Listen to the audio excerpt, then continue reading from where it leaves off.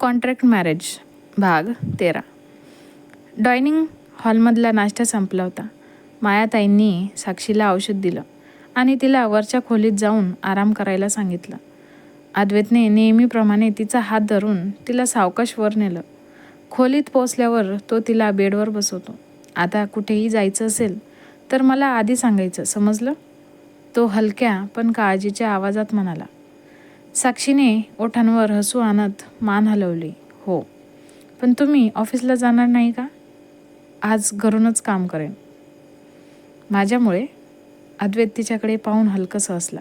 हो, कारण सध्या माझ्यासाठी सर्वात महत्त्वाची गोष्ट म्हणजे तू लवकर बरी होणं. ते ऐकताच साक्षीच्या गालांवर पुन्हा लाजेची गुलाबी छटा पसरली. तेवढ्यात अद्वैतचा फोन वाजला. स्क्रीनवर त्याच्या ऑफिसच्या असिस्टंटचं नाव होतं. झळकलं. हो बोल. सर, आजच्या मीटिंगची फाईल तयार आहे. काही महत्त्वाच्या कागदपत्रांवर तुमच्या सहीची गरज आहे. अद्वैत काही क्षण विचारात पडला. मी आज ऑफिसला येऊ शकणार नाही.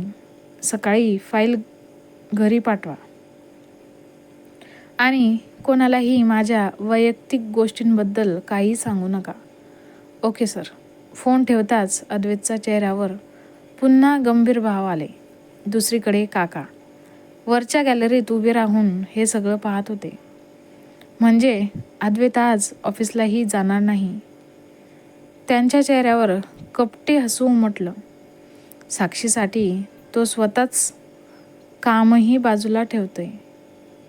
हे माझ्या प्लॅनसाठी धोकादायक आहे. ते आपल्या खोलीत गेले. कपाटातून त्यांनी एक जुनी फाईल बाहेर काढली. त्या फाईलमध्ये काही मालमत्तेची कागदपत्र आणि एक पेन ड्राईव्ह होती. ते स्वतःशीच पुटपुटले. आता पुढची चाल खूप सावधपणे खेळावी लागेल. एक चूक झाली तर अनेक वर्षांची मेहनत वाया जाईल. इतक्यात त्यांच्या मोबाईलवर एक मेसेज आला. सगळं तयार आहे. फक्त तुमच्या इशाऱ्याची वाट पाहतोय. मेसेज वाचताच काकांच्या चेहऱ्यावर पुन्हा एकदा धूर्त हसू उमटलं. अद्वैत, यावेळी तुला काहीच समजणार नाही.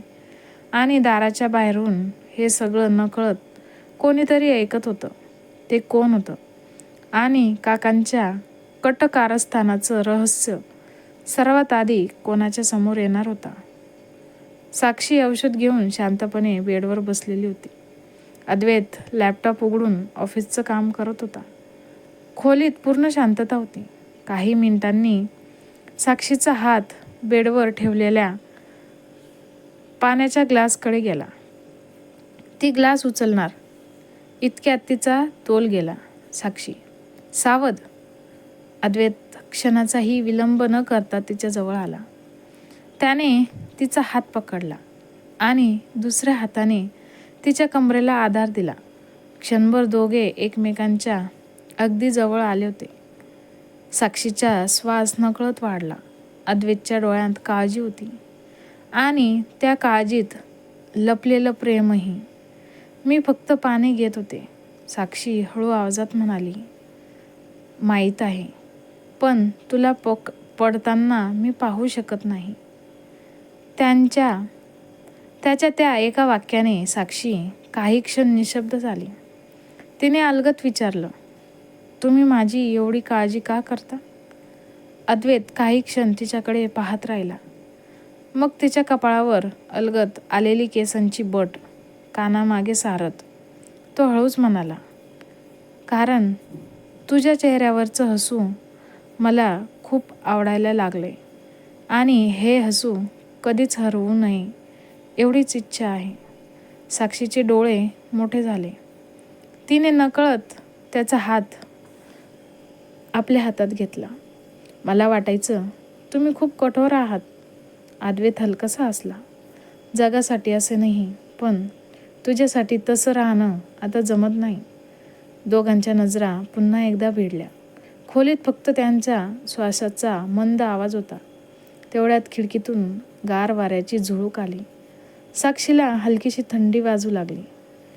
अद्वैतने काहीही न बोलता तिच्या खांद्यावर शाल अलगद पांघरली. आता बरं वाटतंय? साक्षीने त्याच्याकडे पाहून हलकंसं मान डोलावले. हो, कारण शालापेक्षा तुमची साथ जास्त उबदार आहे. हे ऐकताच अद्वैतच्या चेहऱ्यावर सुंदर हसू उमटलं. तो तिच्या कपाळावर अलगद एक प्रेमळ चुंबन देतो. साक्षी लाजून डोळे मिटते.